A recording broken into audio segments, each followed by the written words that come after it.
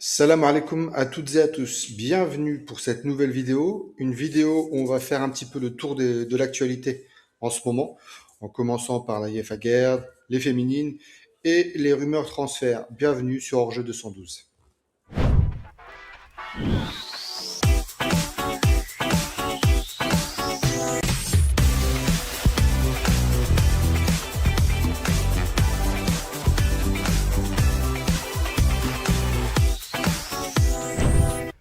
Salam alaikum Hakim, comment tu vas? Wa alaikum salam. Bah écoute, ça va, alhamdoulilah. L'occasion pour nous d'échanger et d'échanger aussi avec vous sur justement l'actualité du Maroc. Exactement, une actualité qui est pas si riche que ça, mais on va directement passer au sujet pour ne pas tourner à chaque fois autour du pot. On va commencer par Naif Aguerd, donc qui est sorti du silence, bah, pour expliquer ce qu'on vous avait expliqué dès le départ. Donc il a fait un communiqué sur sa page Instagram notamment, où il explique que voilà, c'était une question de reprise au niveau déjà, au niveau du protocole médical, où il n'était pas prêt à jouer intensément dès le départ, et c'est ce c'est ce qu'on vous avait expliqué. Certains n'étaient pas convaincus, et bon, il fait la même déclaration, et s'il s'avance publiquement, c'est qu'il sait ce qu'il fait, il sait ce qu'il dit. C'est que c'est vraiment sur ce point où ça diverge, parce que je vois encore des gens dire non, mais il a raté sa visite médicale, etc. S'il aurait raté, bah, et il était en train, entre guillemets, de mentir, bah, la Real Sociedad aurait réagi. Le point de divergence, on vous le dit, il était bien à ce niveau-là où la reprise que souhaitait la Real Sociedad était intensive parce qu'ils n'ont pas de défenseurs centraux qui sont potables, entre guillemets. Bien sûr, on ne manque pas de respect à ces défenseurs, mais voilà, c'est que l'entraîneur lui a mis la pression et il ne pouvait pas jouer avec cette pression de faire 90 minutes pendant les 8 prochains matchs. C'est impossible pour un joueur qui n'a pas joué depuis des mois. Donc, il a fait ce communiqué pour justement éteindre un peu le feu parce que sur les réseaux sociaux, certains ont pensé que il y avait un problème sur le souci média, un problème au niveau médical, etc., qui ne pouvait pas reprendre le football dès maintenant, entre guillemets, mais tout ceci n'est que fabulation, entre guillemets. On peut se le dire clairement, Hakim. Oui, bien sûr. Notamment, l'Olympique de Marseille a aussi réagi en faisant un communiqué où il s'étonnait un petit peu de ce qui a été sorti dans la presse. Elle ne remettait pas en cause le club de la Sociedad directement, mais qui a été apparu dans la presse, notamment en expliquant que son joueur était apte physiquement, qu'il était au top. Maintenant, forcément, il y a une différence entre être apte physiquement pour le football et être apte physiquement à tenir un match sur 90 minutes. La nuance est importante. Ce ne sont pas juste des calculs faits comme ça à la volée. Il y a réellement quelque chose. Et en plus de ça, vous voyez, il a été, euh, il a été réintégré dans l'effectif marseillais, c'est comme toute logique, mais il n'a pas joué le dernier match contre l'Atlético Madrid, normal aussi, puisqu'il n'est pas apte à jouer, on va dire, de façon intensive tout de suite. Ensuite, comme vous avez pu le voir, hein, il a déjà repris le chemin de l'entraînement collectif avec l'ensemble du groupe marseillais. Donc tout ça vous explique tout ce qui est en corrélation autour de cette affaire, puisque c'est quand même assez surprenant qu'un club, et il a bien mis sur son communiqué l'ensemble, alors déjà des choses qu'on avait dites dans notre vidéo, et sur X, mais aussi en y ajoutant des petits détails, hein, forcément, où il explique que la négociation autour justement de cette reprise avait été mise de côté en attendant tous les tests, etc., même s'il y avait déjà eu un début de dialogue. Et c'est là où bas blesse, c'est qu'après, une fois que tout a été bien ficelé à tous les niveaux, eh bien, il y a ce petit couac qui vient du côté de l'entraîneur de la Sociedad et qui finalement fait capoter le deal. Et maintenant, on ne peut pas reprocher à Naïef Aguerd d'être, comment dire, d'être Peu de temps.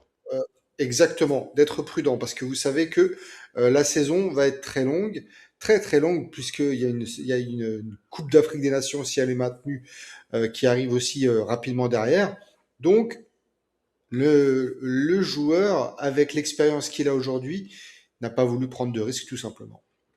Exactement. Donc, il s'agit vraiment pas d'en faire tout un plat parce que on a vu beaucoup de gens commencer à penser déjà, c'est la fin de sa carrière, non, il va aller au Qatar, etc. il souhaite rester en Europe. Après, on verra bien les offres qui arriveront à lui, parce qu'il y a aussi ça. Il va pas forcément aller taper au club, aux portes des clubs. Il y a ces agents qui font ce travail-là.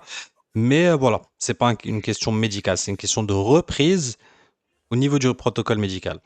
Ensuite, on va partir sur une actualité qui est moins flamboyante, beaucoup moins, et j'ai presque envie de dire que ça sera un peu le coup de gueule de cette vidéo. C'est en fait l'équipe féminine qui déçoit. Déçoit parce que on n'en a pas trop parlé. On a parlé du premier match où ils avaient été convaincants. Ensuite, bon, on n'a pas été convaincus. Il n'y avait pas grand-chose à dire sur les matchs. Le contenu n'était pas forcément bon. Je sais pas, Hakim, si tu vas me rejoindre à ce niveau-là. Donc, Ah, un, totalement.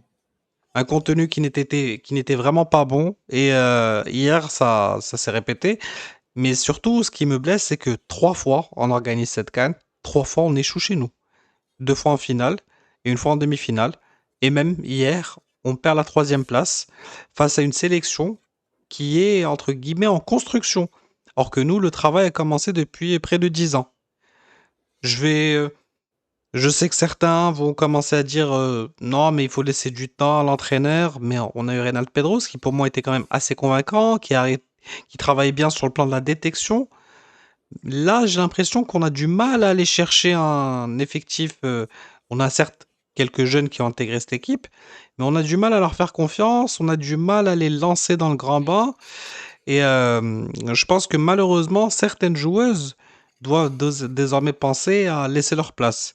Et l'entraîneur, ou à partir, ou à se remettre en question. Et comme je dis, au niveau de la détection, et cette équipe en même temps ne m'a pas montré une grosse envie sur le terrain. Moi, je l'ai pas senti personnellement, Hakim. Je sais pas toi de ton côté. Non, non, mais on est d'accord, hein. Hormis le premier match où on a senti qu'il y avait quelque chose d'intéressant, peut-être parce qu'elles étaient moins émoussées, qu'il y avait quand même quelque chose qui avait été mis en place. Ça s'est pas ressenti sur les autres matchs. Et plus ça allait, moins c'était intéressant en fait ce que proposait.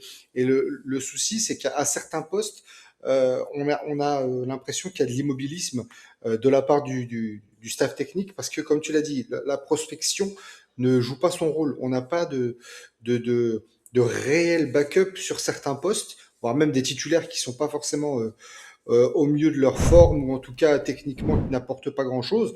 Donc tout ça participe au fait qu'il y ait une grosse déception. Encore une fois, c'est à domicile, avec des moyens mis en place par la fédération qui sont assez conséquents. Un Vilda qui arrive en tant que champion du monde avec l'Espagne et qui finalement ne parvient pas à faire beaucoup mieux que ce qu'a fait Reynal Pedros en étant celui qui a initié tout ce programme, on va dire. Donc, c'est qu'il y a quelque chose, il y a quelque chose qui ne va pas dans la façon dont est géré cet effectif. Et encore une fois, comme tu l'as dit, certaines joueuses arrivent en bout de cycle, c'est une évidence. Pas forcément même les plus vieilles, hein, mais en tout cas dans ce qu'elles apportent à cette équipe. Et moi, je me dis, aussi bien la logique chez les hommes, on l'a vu, un Marocain arrive à faire des choses beaucoup plus intéressantes. Je me dis, est-ce qu'il ne serait pas le temps aussi de confier les rênes de cette sélection à un Marocain? Notamment, il y en a un qui réussit à faire de très très belles choses, par exemple à l'AS Phare. Pourquoi pas? C'est une idée comme ça, jetée par-dessus. Maintenant, la fédération en fera ce qu'elle voudra, mais je me dis, il faut aiguiser les compétences qu'on a chez nous, qui arrivent à gagner des titres, et beaucoup de titres, et se dire que potentiellement refaire le même calcul qu'on avait fait avec les hommes serait peut-être plus légitime. Je ne sais pas ce que tu en penses. Est-ce qu'il faut continuer malgré tout avec Vilda, sachant qu'il y a la Coupe du Monde à préparer, ou plutôt se dire, bon, on repart sur autre chose et on repart de zéro? Je pense que Vilda est un excellent entraîneur, mais il faut le mettre dans un cadre où il est capable de s'exprimer. Le football espagnol n'était pas en construction. C'est un football qui est quand même qui s'impose, qui est bien implémenté. Et le problème, c'est que le Maroc, non, lui est en construction. Donc quand tu es en construction, il y a tout un projet derrière. Il y a la détection des joueuses, il y a la formation des joueuses. C'est pas son travail, certes, la formation, mais on va dire qu'il est là quand même pour ramener avec lui un certain projet. Le projet de jeu, je l'ai pas vu. On se le dit clairement, je l'ai pas trop vu en tout cas. J'ai vu peut-être lors de la dernière CAN une équipe avec plus de motivation. Là, j'en ai beaucoup moins vu. C'est pour ça que je parle aussi de peut-être rajeunir l'effectif, changer l'effectif. amener du sang neuf, des joueuses qui peut-être en veulent plus. Après, il y a aussi un autre problème. C'est peut-être un petit débat. Mais moi, je comprends pas comment est-ce que dans une compétition, tu as pu rater autant de pénaltys. Bref, on a la même chose avec l'équipe A et les jeunes même des fois, etc. Mais là, c'est quand même affligeant. On me dit, oui, les joueuses pied carré. Je prends le terme qu'on me dit. Oui, pied carré, mais tu pouvais les préparer à ces séances d'entraînement. Moi aussi, j'ai un autre problème, c'est avec la gardienne de but du Maroc, qui pour moi, ça fait longtemps qu'elle est là, mais j'ai jamais vu quelque chose d'exceptionnel de sa part. Sincèrement. C'est si son but est resté inviolé par beaucoup, j'ai envie de dire à maintes reprises, c'est aussi grâce à une défense centrale et une défense en général qui était solide. Parce que sur le plan défensif, on a été solide. Mais dès qu'elle a été mise à rude épreuve, bah voilà, surtout sur les penalties, bah voilà, ça s'est mal passé. Moi, je suis déçu de cette sélection parce que quand tu vois tout le travail qui est mis en place par la Fédération marocaine de football et euh, le, le responsable, le manager du football féminin du FUS nous en avait parlé, il y a beaucoup de moyens avec même des joueuses qui sont payées en partie par la fédération, des membres du staff, etc., de chaque club. Et le football en même temps national, n'a rien envié aux autres championnats quand tu vois l'AS FAR qui limite roule sur les autres championnats lorsqu'il s'agit de participer à des coupes africaines. Le FUS commence à devenir un nom dans le football féminin aussi au Maroc. Tu as beaucoup d'équipes. Mais pourquoi est-ce que ces joueuses ne sont pas là? Pourquoi on leur donne pas la chance? Pourquoi les binationales, les meilleurs ne sont pas là? Quand je vois par exemple l'adversaire d'hier soir, l'Algérie, bah, ils ont su ramener les meilleurs binationales, pardon. Et surtout, j'ai vu beaucoup plus d'envie. J'ai vu une équipe qui a joué un derby et une autre qui a joué un match pour la troisième place avec moins d'envie. Est-ce que on leur a pas expliqué derrière qu'il y a quand même c'est un derby? Certes, c'est pas le match le plus motivant au monde, on se le dit clairement, mais c'est quand même un derby. Tu joues pour l'honneur. Je vais pas utiliser les grands mots, mais hier, je dirais pas que l'honneur a été bafoué, mais limite, il y a eu un manque de respect et surtout, il y a des choses à travailler, beaucoup de choses. Et ça, ça relève de l'entraîneur Hakim. Exactement. De toute façon, à partir du moment où l'entraîneur ne sait pas motiver ses troupes de la bonne façon, sachant que il y a quand même cette notion de derby, cette notion de rivalité sportive, hein. Nous, on est dans le sport. Cette rivalité sportive qu'il faut essayer de mener au plus haut, on l'a pas senti. Et c'est là où j'en reviens que un sélectionneur marocain pourrait avoir, même si tu sais que potentiellement tu es moins bon, il y a cette notion de il faut se transcender parce qu'en face, voilà, c'est un derby, c'est une suprématie régionale, etc. Chose qu'a fait l'entraîneur, le sélectionneur algérien, puisque c'est un Algérien. Il a su surmotiver ses filles, ça s'est vu. Nous, voilà, on jouait petit bras, on a dominé, on va dire, puis on a laissé filer le match et on va au tir au but, là où, comme tu l'as dit, on est mauvais, mauvais, mauvais. Elles sont vraiment mauvaises, aussi bien face au Cameroun, ça s'est vu en demi-finale, que cette petite finale où le Maroc a encore une fois été en dessous de tout par rapport à ses adversaires, en tout cas en termes de tir au but. C'est quand même assez édifiant de voir que une nation comme le Maroc qui prépare vraiment les échéances comme il faut, comme il se doit en théorie, n'arrive pas dans des séances de tir au but à être, ou dans des tirs au but tout court, dans les pénalties, n'arrive pas à être efficient et efficace. Et ça, c'est un gros, gros problème parce qu'on sait très bien que sur ce genre de compétition, ça se joue parfois à ce genre de détails-là. Le Maroc serait en finale aujourd'hui s'il avait su convertir son penalty face au Cameroun, chose qu'il. Et je parle même pas des tirs au but, je parle du penalty. Si le Maroc avait converti son penalty, euh, ça aurait pu être la clé pour aller en finale. On ne le sait pas faire, donc forcément, il va falloir revoir les choses en profondeur. Exactement. Mais bon, maintenant, on va voir qu'est-ce que décidera la fédération derrière. Est-ce qu'elle garde Jorge Vilda ou il y a une remise en question à faire? Moi, je pense qu'il y a une remise en question à faire, mais on verra de toutes les manières du côté de la fédération. Ensuite, on va s'arrêter sur un sujet. C'est pas vraiment pour faire, c'est pas forcément des infos, mais c'est juste pour faire une petite analyse de toutes les rumeurs qu'il y a eu autour de nos joueurs. Il y en a eu énormément. Il y a eu le Barça, Madrid, on a Manchester City, on en a eu plein. On a eu vraiment plein. Mais au final, Mercato pour le moment très timide, Hakim, de la part de nos internationaux, puisqu'à part Ismail Saibari qui est parti au Bayern, on peut citer Bilal Nadir qui est parti à Hambourg. Le reste, bah voilà, on a des transferts où les joueurs cherchent ou à passer un mini-step ou à se relancer. Par exemple, Issa Diop à Ipswich Town, Erdogan Helhal qui va à Venezia. Voilà, tu as pas vraiment un mercato qui bouge côté marocain. C'est vraiment très timide. Ouais, ouais, c'est très timide. C'est pour le moment, à part comme tu l'as dit, c'est Barry qui offre un transfert remarqué parce que c'est un gros club.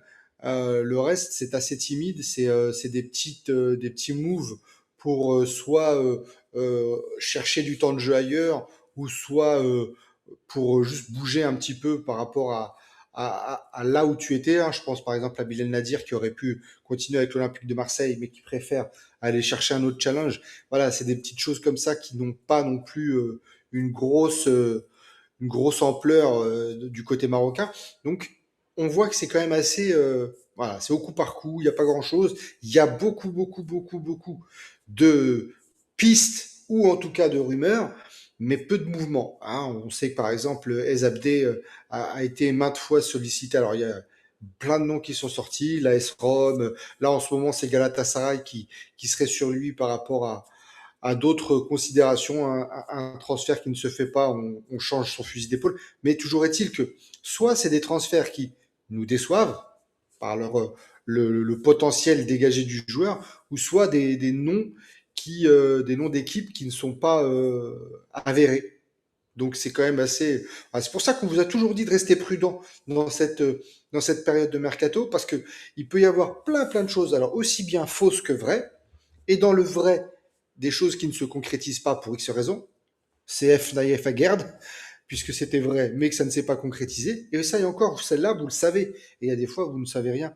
On le sait que plus tard, quelques années plus tard. Donc, restez prudent. Et c'est vrai que on est en droit de se poser des questions en se disant est-ce que le joueur marocain, malgré tout ce qu'il montre, malgré tout ce qu'il propose et malgré les résultats, est moins glamour, moins bling bling, moins attrayant que ne peut l'être un joueur bulgare, ukrainien ou je ne sais quoi, alors qu'ils n'ont pas forcément le même niveau intrinsèque que nos joueurs marocains.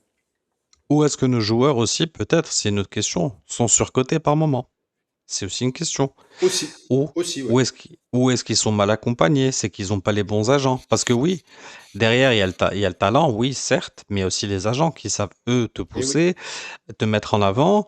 Bon, certains le font très bien en utilisant également les médias, avec plein de rumeurs, etc. On voit justement tout ce qui se passe autour de Fabrizio Romano qui est en train de se prendre, comme on dit dans un jargon plus vulgaire, une sauce de la part des médias notamment parce qu'ils en ont marre de travailler avec une personne qui devient plus un influenceur et qui veut en fait, limite c'est la bourse, c'est lui qui décide. Est-ce que ce joueur va avoir plus de valeur, il va en avoir moins, on va faire capoter ce transfert et ça gêne vraiment les clubs et c'est totalement compréhensible.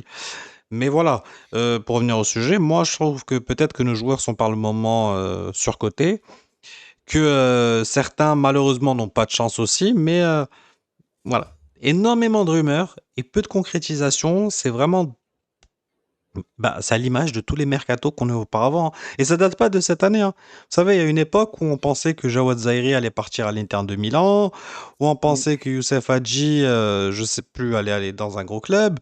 Le seul qui a vraiment fait un bon transfert et ça n'avait pas trop marché après quelques mois, c'était Marouane Chemmar à Arsenal. Mais ça a toujours été comme ça, hein. Côté marocain, on vous rassure, pour les plus jeunes, c'est que, il y a plusieurs rumeurs et à la fin, bon, tu en as une peut-être, comme maintenant c'est Barré qui se concrétise.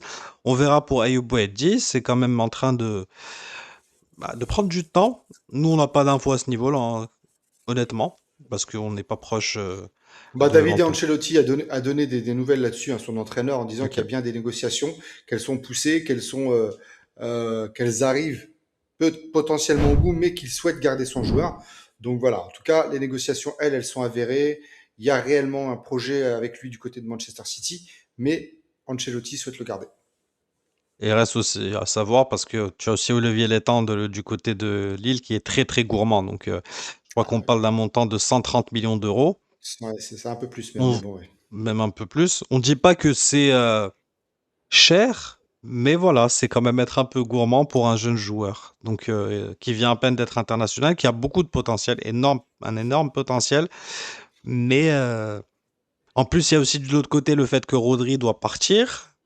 Et ça, Mm. c'est aussi à mettre dans la balance. Pour le moment, c'est pas encore fait. Donc voilà.